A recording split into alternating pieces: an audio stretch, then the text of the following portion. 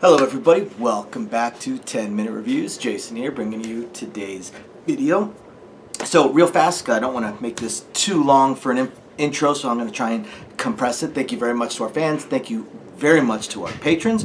Don't forget to check the links down below for links to today's book, any other applicable links. And don't forget to check the end of the videos for details on our contests. I'm going to be running a contest on the main channel, and I'm going to have a couple of contests on the Patreon, so don't forget to check that as well. Got a bunch of signed books and stuff that I want to give away. Otherwise, I'm going to go ahead and jump straight into today's video. Don't forget to check those links down below, guys. Got more information down there. Catch you soon. So today we're talking about a series that I've talked about a whole bunch of times, an author I've talked about a whole bunch of times. I want to talk about Daniel Schinhoffen and the series Luck's Voice. And I don't know what number this one is, 6, 7, something like that, but the newest one, Rail Laid Plans. I have to be careful when I say that so I don't say it the way most of you would think it should be said. Rail Laid Plans. Awesome. Awesome book. This it's been a little while since the last one. Schinhoffen does have various series that he is in the middle of. Rail Laid Plans. The Luck's Voice one, I know it's not the most popular of the series that he has for most readers. To me, it's my favorite one of the ones that he writes. I've started and read partials of all of what he has written, and this is the series that has most gripped me and most sucked me in, and the series that I'm always waiting for the next one to come out. So once again, obviously, we return to Doc Holliday in this very weird, fantasy-esque, Wild West-ish world that Doc was isekai'd into by the goddess Luck, and he became Luck's Voice, hence the name of the series, Luck's Voice. And his attempts to push back the darkness and bring back what you could almost say are the original gods of this world. And these original gods are not what we would consider, what we would think of when we think of a normal pantheon. We're not thinking of Zeus and Olympus and the Greek gods, or the Roman gods, or the Indian gods, or the South American gods. Or in this case, the gods, the original gods, or the gods that are trying to come back, are more gods of concepts than gods of any particular. We don't have the god of, well, there might be a god of thunder, but you don't have Thor, you don't have Zeus. What you have are luck, trade or commerce, things along those lines. Those are the kind of gods that existed within this world, and that would really, really, really like to come back. Now, because of the evil religion that has pretty much dominated this world and dominated a lot of the other races within this world, in this case, it's interesting that this world is a parallel to Earth and that the continents are the same. For the most part, even a lot of the historical stuff is very, very similar to the history that Doc does know. It's almost like he got shoved back a couple of hundred years in time, and yet the world is also very, very different.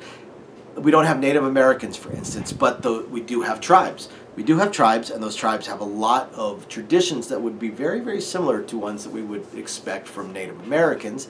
The tribes themselves, their geographies, how they do things, even the names themselves are very, very similar to tribes of our own from back in those days and even now current times. A lot of the things that have happened to these elven tribes had been done to the American tribes as well, and possibly even European, although in this case there wouldn't be Native American at that point. They'd just be possibly Romani and things along those lines. And of course we have our dwarves and all the things that you would come to expect within the fantasy world back in a couple of years back in an Old West setting. Now Doc, while he has been increasing Luck's worship and increasing Luck's power, pushing back the darkness, he's also made enemies with the church, but he's also made a lot of allies within the dwarves, within the elves, and he's bringing back a lot of their old traditions and a lot of their old abilities by the fact that he can create, he can basically bless and create clerics for Luck, kind of like lesser priests. He even eventually discovers that he's even able to make basically religious knights, a religious knighthood for luck, and that will have their own abilities and their own powers and things that they can do. And that's what Rail Laid Plans deals with, is the church has finally had enough of him. They are hunting him, and he doesn't want to push. He knows the conflict is going to come at some point, but he doesn't want to push for it right now. At heart, Doc is a very, very peaceful person. Does not mean he cannot engage in combat, because he has. But he is a very, very peaceful person. He just wants peace. He wants people to, but he wants other people to be able to live in peace as well. And this church does not allow it. And he does not have any patience for evil, for mind control, for slavery, for using people, even just for things that we would look at as simple racism. He has zero patience for stuff like that. And he has the ability and the power to make changes. At times he has to hold himself back, because again, he doesn't want to just shatter the world, but he also does want to change it. So he is, while he is not running from the church, but avoiding this conflict with the church, at the same time increasing his power base by increasing the stability of the tribes, of the elven tribes, of the dwarven clans. He's increasing their abilities, he's increasing their stability, he's increasing their wealth, which certainly helps, because as we all know, especially any time in the last few hundred years to modern day, money controls a lot of things, so wealth matters. And bringing back clerics for them, and enabling them to do things. And he travels basically up, you can almost look at it as he's traveling up the western seaboard in a way, all the way up into Alaska to do these things that he's doing, while still trying to avoid the church as best he can. He makes some new allies, he makes some new business interests. Some of his old allies become stronger or more capable and more able to help him.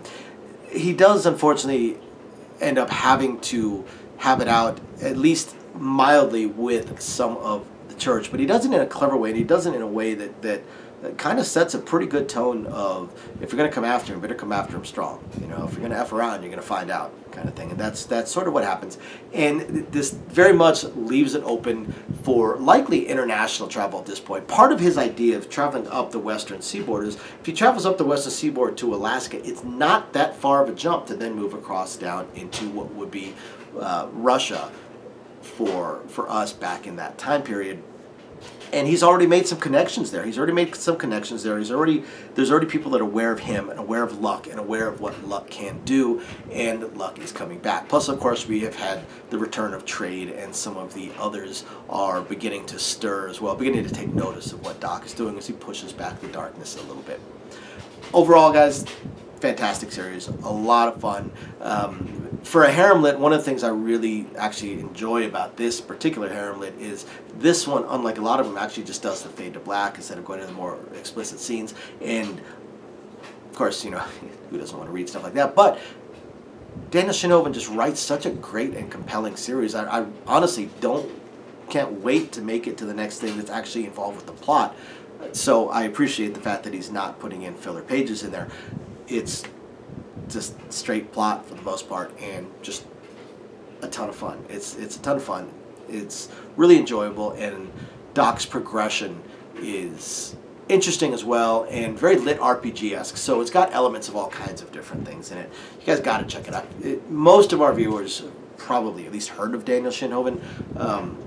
You guys got to check it out. Got to check it out. Check out Luck's Voice. It's a lot of fun. And if not Luck's Voice, then some of his other series. It's, again, just a ton of fun. Thank you, everybody, for watching, and we will catch you next time. Bye now. Welcome back. So for our contests. So for the contest here on the main channel, I'm going to be running 2 contests for this month. The contest will end at the end of April. Just email me at reviewsin10@gmail.com. Put contest in the subject line so I do not skip past it. I do get a lot of emails.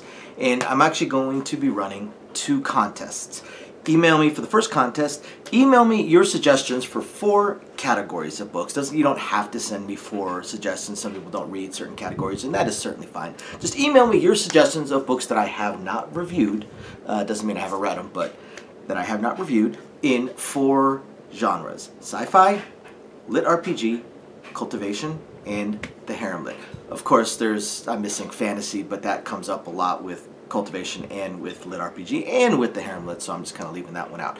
And I will pick of my favorites out of that. I will pick a winner, and I have a signed copy of Advent 9 by T. Allen Horn, and that will be going to that winner. I do actually have a bunch of books for further contests as well, but it's a signed copy of Advent 9 by T. Allen Horn that I will send out to the winner. And the second contest going on the main channel is pick a book. Pick a book that you've read that I have not reviewed, and email me a quick little personal review. If you can talk me into reading that book, the winner of that one will receive a signed copy of J.J. Thorne's Apocalypse Assassin, right? Yeah, Apocalypse Assassin, which I've reviewed this one. I've also reviewed Advent 9. So again, put contest in the subject line, and if you're interested in maybe getting a complete set of Mickey Kare's or the Heavyweight of It All Book 1, also signed, check out our Patreon. I've got 2 contests that will be going on there as well. Thanks everybody. Hope you guys enjoy the videos, and don't forget to email me. Bye now.